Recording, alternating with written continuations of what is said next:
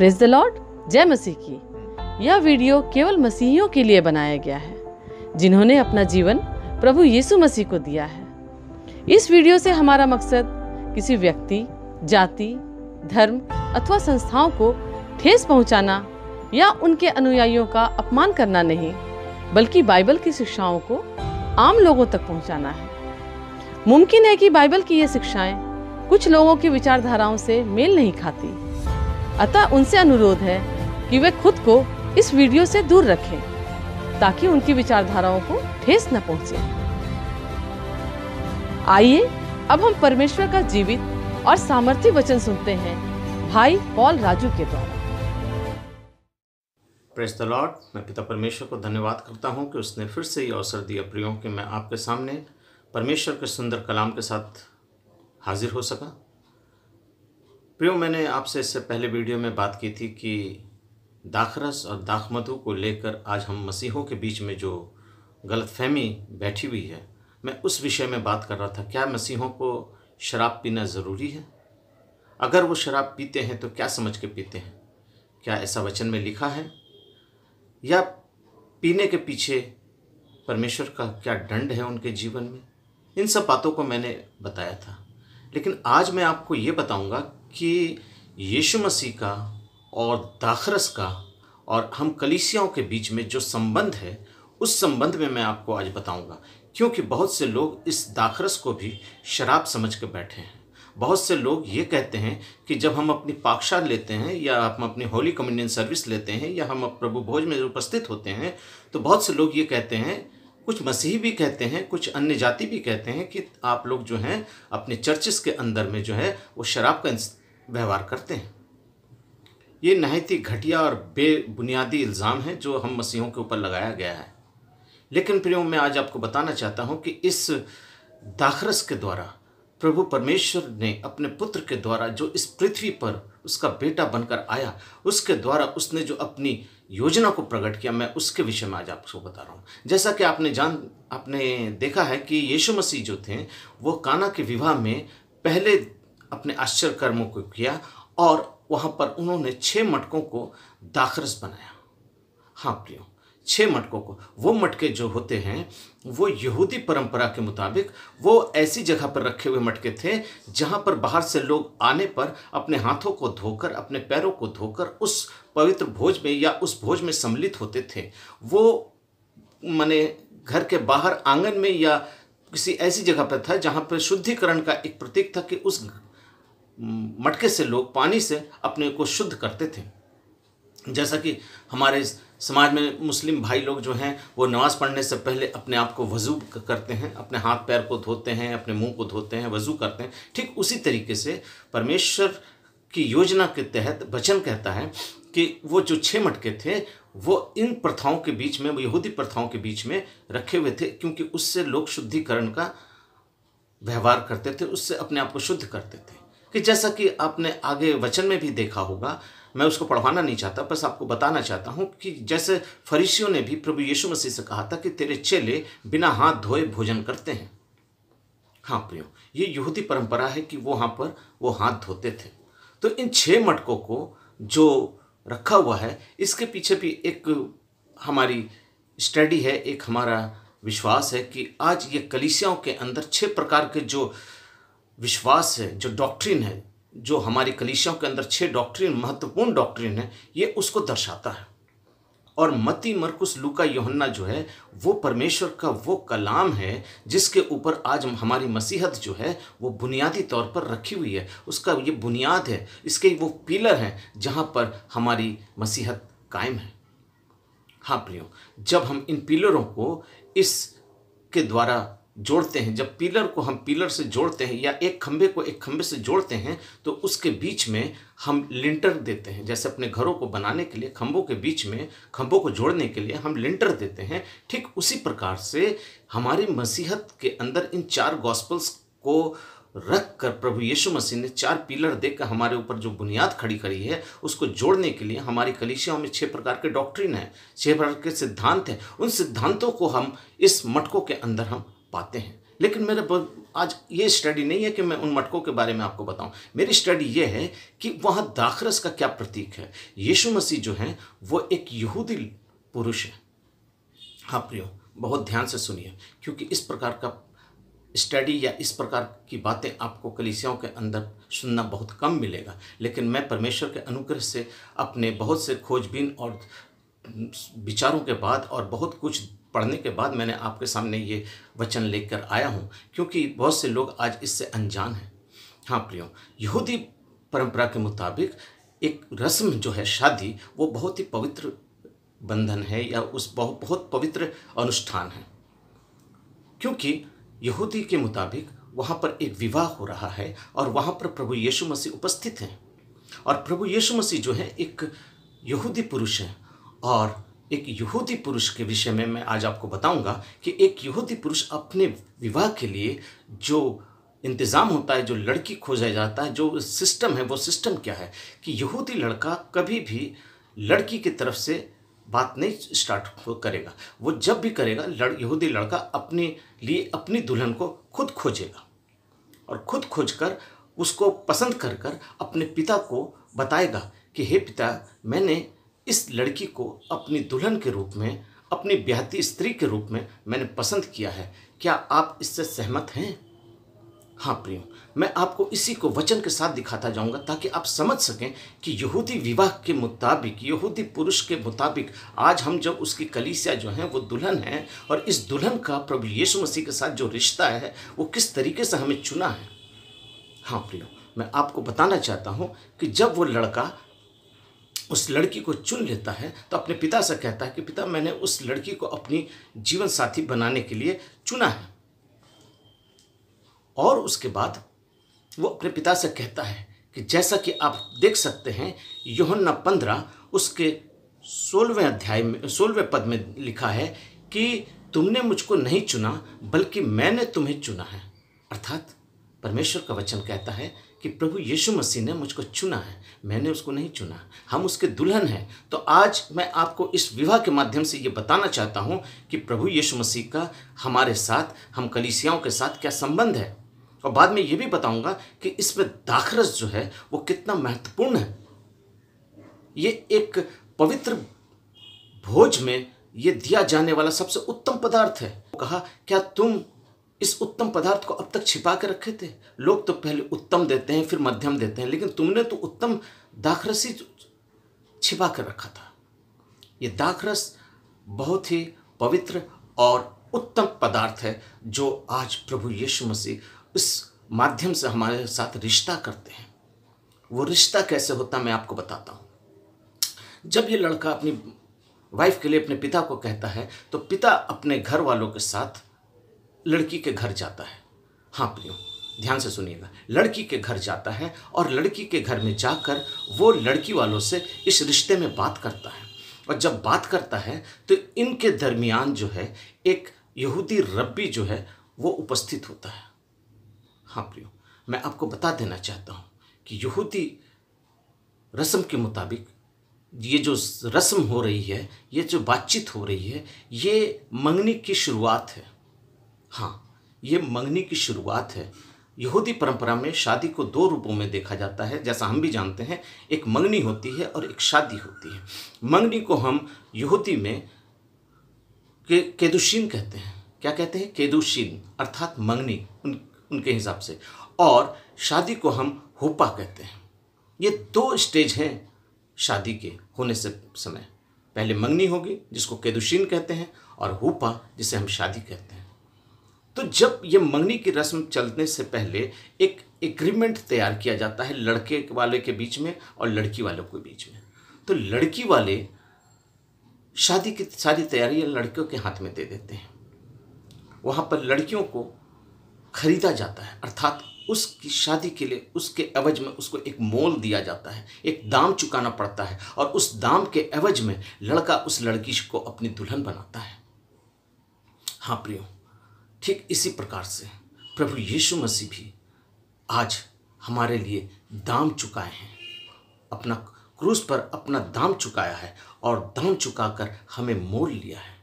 जैसा कि हम 1 कुरिन्थियों उसके 6 अध्याय उसके 20वें पद में देखते हैं, वहाँ पर लिखा है, तुम अपने नहीं परंतु तुम दाम देकर मोल लिए गए हो। अर्थात हम मोल लिए हुए हैं, हमको मेरा दूल्हा मोल लिया है।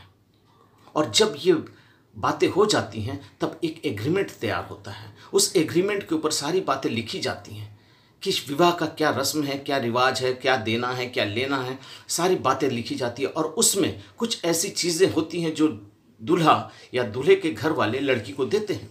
तो जब लड़की को देते हैं तो उसमें सारी बातें को पक्का किया जाता है। और वो जो कॉन्ट्रैक्ट होता है उसको हम केतुबा कहते हैं। वो जो कॉन्ट्रैक्ट होता है उसको इब्रानी में केतुबा कहते हैं। अर्थात वो एग्रीमेंट जिसमें लड़का लड़की दोनों पक्ष तैयार हो जाते हैं। इसमें 7 जनों का मोहर होता है और 7 जन सिग्नेचर करते हैं। अर्थात लड़का, लड़के का पिता और लड़का का एक गवाह जो उसके तरफ से होता है, और लड़की की तरफ से लड़की, उसका पिता और एक गवाह जो उसके तरफ से होता है। ये 6 हो गए। और एक वो मुख्य पात्र जो रब्बी होता है, वो 7वां इंसान होता है जो वहाँ पर उपस्थित होता है और वो इस पे सिग्नेचर करता है।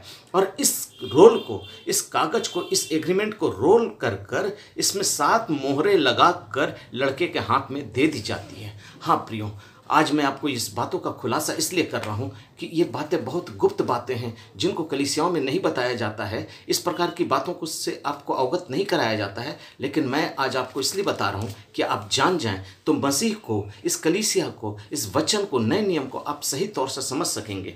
आइए, जब वो एग्रीमेंट तैयार हो जाता है तो उस एग्रीमेंट में जो 7 सील हो जाते हैं, 7 सिग्नेचर हो जाते हैं, और उन सिग्नेचरों को कर रोल कर वो लड़के के हाथ में दे दिया जाता है। और जब लड़का ले लेता है तो लड़का उसे लेकर अपने पास रखता है। जब तक वो शादी ना हो जाए तब तक लड़के के पास रहता है। जिसको हम आपको दिखाना चाहते हैं, प्रकाशित वाक्य उसका 5वां अध्याय उसके पहले पद को मैं आपके लिए पढ़ना चाहता हूँ। वहाँ देखिए यीशु जो हमारा दूल्हा है वो इस मोहर के बारे में क्या कहता है। इस मोहर के संबंध में वचन क्या कहता है। जो सिंहासन पर बैठा था, मैंने उसके दाहिने हाथ में एक पुस्तक देखी जो भीतर और बाहर से लिखी हुई थी और वो 7 मोहर लगाकर बंद की गई थी। अर्थात उस मोहर को 7 जनों के साइन के बाद उस मोहर को बंद करके दूल्हे के हाथ में दे दिया जाता है। और जब ये दूल्हा इस मोहर को लेता है, मंगनी की रस्म बातें पूरी हो जाती हैं तो इनके बीच में एक वाचा बांधी जाती है। हाँ प्रियो, इनके बीच में एक वाचा बांधी जाती है जिसके तहत आज हम अंगूठियों से मंगनी करते हैं, बाइबल से मंगनी करते हैं, कपड़ों से अपनी दुल्हन को चॉइस करते हैं, उसको अपने यहाँ माने बांधते अपने बंधन में। लेकिन उस समय यहूदी परंपरा के मुताबिक वो यहूदी लड़का जो है वो अपने चांदी के गिलास में या चांदी के कप में दाखरस लेता है, और दाखरस को लेने के बाद वो एक बार मुंह में लगाता है और पीता है, और पीने के बाद अपनी दुल्हन की तरफ बढ़ाता है और उसकी दुल्हन जो है उस गिलास को लेती है और पीती है। अर्थात दोनों के अंदर यह वाचा बंध गई कि हम आज से एक दूसरे के लिए पति पत्नी नियुक्त किए गए हैं।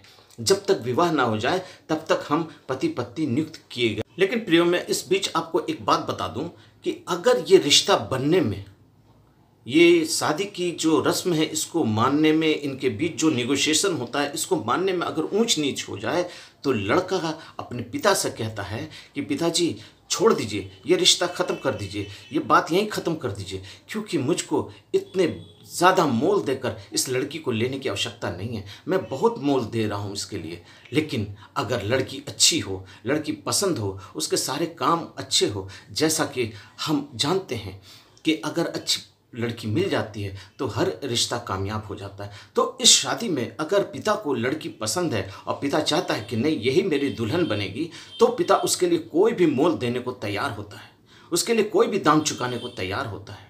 हाँ मेरे प्रियो, मैं आपको वचन से दिखाना चाहता हूँ कि जिस समय प्रभु यीशु मसीह उस गेत्सेमनी के बाग में थे और वो अपने पिता से कहते हैं, दर्द से तड़प कर कहते हैं कि हे पिता, अगर हो सके तो ये प्याला मेरे सामने से टल जाए। हाँ प्रियो, जिसका आपको मैं रेफरेंस देना मांगता हूँ, मत्ती की पुस्तक उसका 26वां अध्याय उसकी 39वीं पद। मत्ती 26 वर्सेस 39।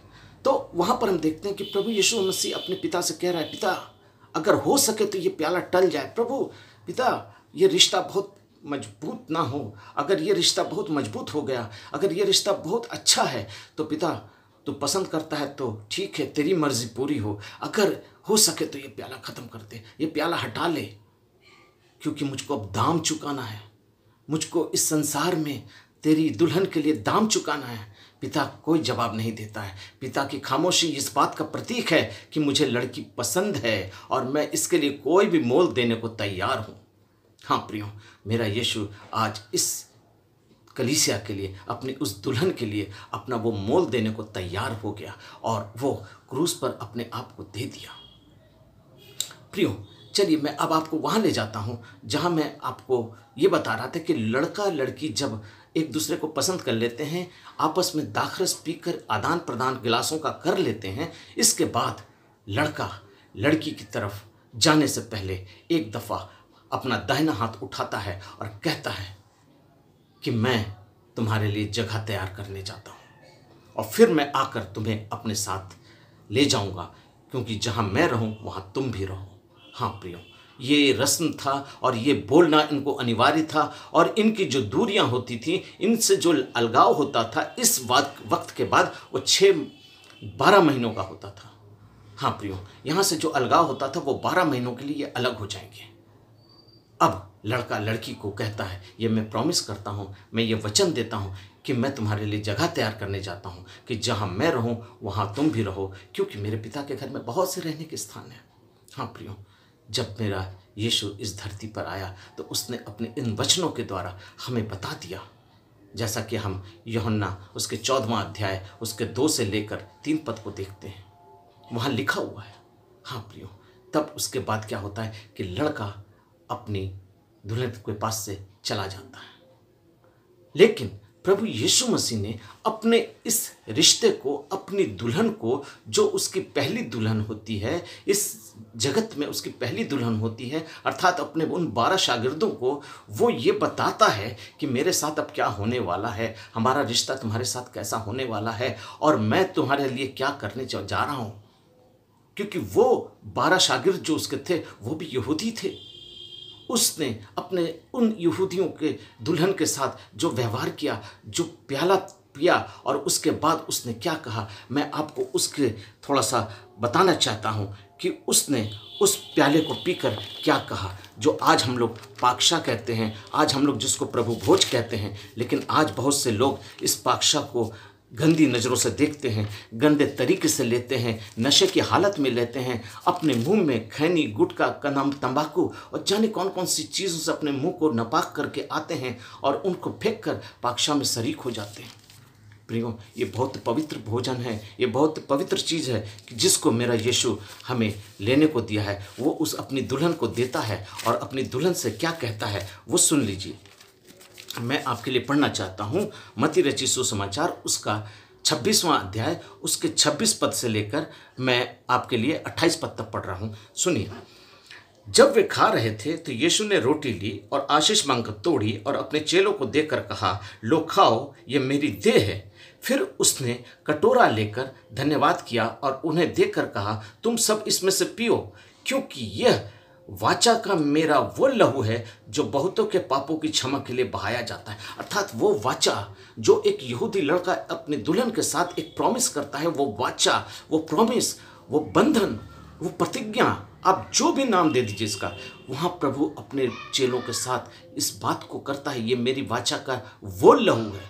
अर्थात मैंने जो तुम्हारे संग जो बंधन बांधा है, जो मंगनी की है, उस मंगनी के तहत मैं तुमसे ये वचन देता हूँ कि तुम मेरे साथ ऐसे ही रहना और इसको मैं तुमको इस रूप में देता हूँ। आइए मैं एक और वचन जो पढ़ देता हूँ, क्योंकि बहुत से लोगों ने इस दाखरस को बहुत गंदा किया है, इसलिए मैंने इस वचन को निकाल कर प्रभु के लिए आपके सामने रखा है ताकि आप इसको पढ़ें और वहाँ देखिए प्रभु का वचन क्या कहता है। इस दाखरस को प्रभु ने खुद पिया है, प्रभु खुद पिया, अपने चेलों को भी दिया और आगे क्या कहता है इस दाखरस के संबंध में।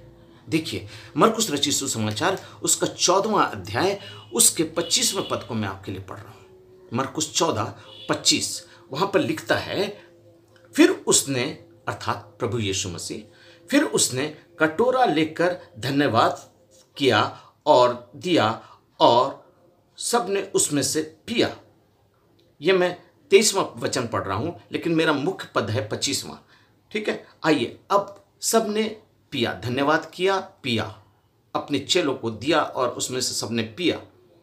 जो उसकी पहली दुल्हन है, उस यहूदी परंपरा की शादी को मैं इससे दिखला रहा हूं, इसलिए कि ताकि लोग समझ जाएं कि आज हमारा रिश्ता जो है वो परमेश्वर के संग कैसा पवित्र रिश्ता है।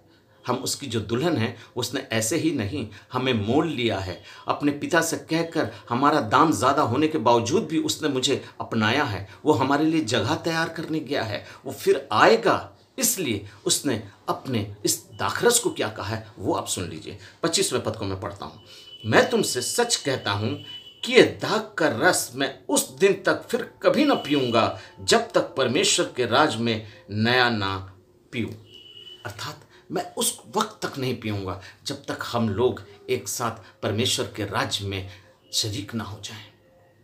वो अपनी दुल्हन से कहता है कि ये तो पी लिया मैंने, हमने तुम्हारे संग जो वाचा बांधी, मेरे गिलास में तुमने पिया, तुम्हारे गिलास से मैंने पिया, अर्थात हम दोनों ने जिस वाचा को बांधा है, इस वाचा को तुम याद रखना, और मैं अब फिर कभी ना पीऊँगा जब तक मैं अपने पिता के घर में ना चला जाऊँ। हाँ प्रियो, मैं आपसे निवेदन करता हूँ, मैं छोटे से शब्दों में या छोटे से इस वीडियो में बस इतना ही कहूँगा, क्योंकि इसके आगे भी और स्टडीज़ है, इसके आगे उसके और भी रस्म हैं जो यहूदी परंपरा के मुताबिक होते हैं। मैंने कहा यह मंगनी का रिश्ता है जिसको हम केदुशीन कहते हैं, लेकिन अभी होपा का समय बाकी है। वो होपा जो है वो शादी है। वो शादी में पिता अपनी बहू को कौन कौन से गिफ्ट देता है, कैसे कैसे गिफ्ट देता है, कैसे कैसे चीज़ों से वो हमें नवाजता है, उन सब चीज़ों को हम देखेंगे।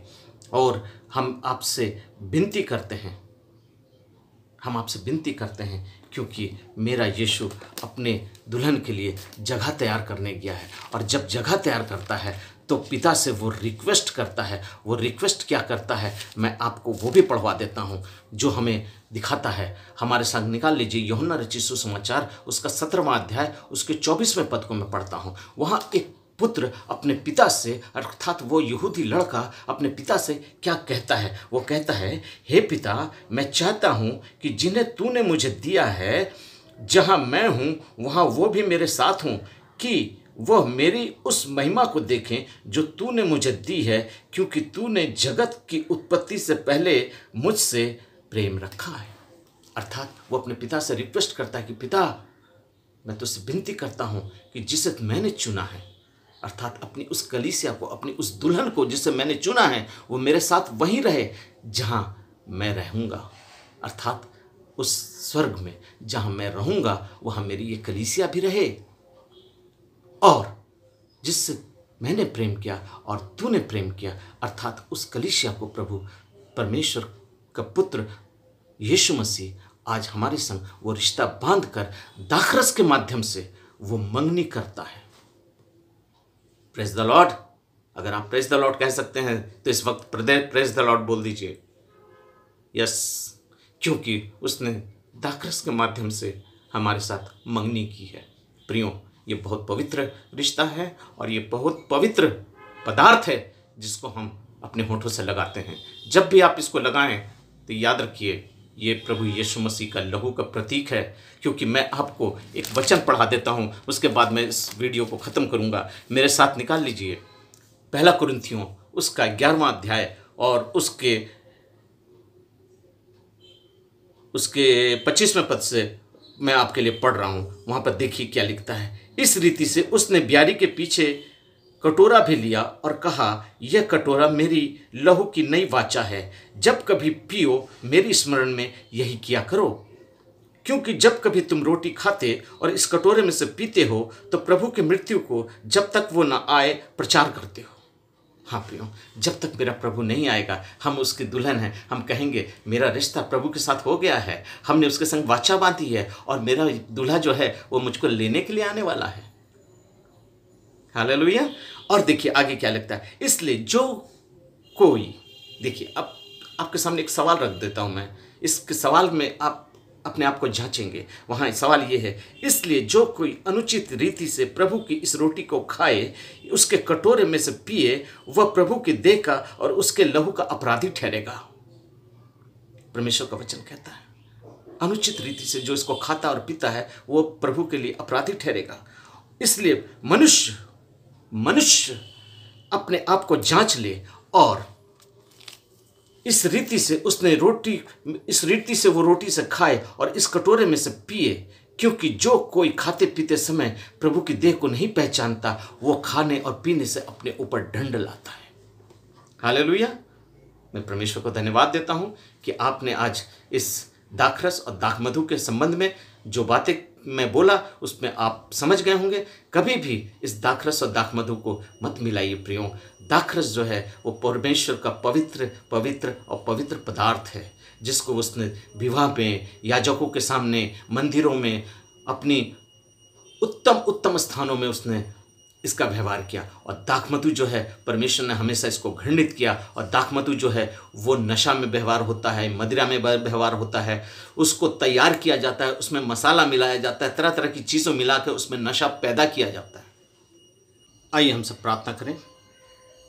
महान सर्वशक्तिमान दयालु पिता परमेश्वर, प्रभु जी हम तेरा धन्यवाद करते हैं प्रभु कि आपने इस वचन को बोलने में हमें अपनी सामर्थ्य, अपने पवित्र आत्मा की उपस्थिति दी। अपने वचन के गुप्त बातों से, ज्ञान से प्रभु जी तूने मुझे भरा, क्योंकि ये ज्ञान देने वाला प्रभु जी तू ही है और आपकी आत्मा ही मुझे चलाती है।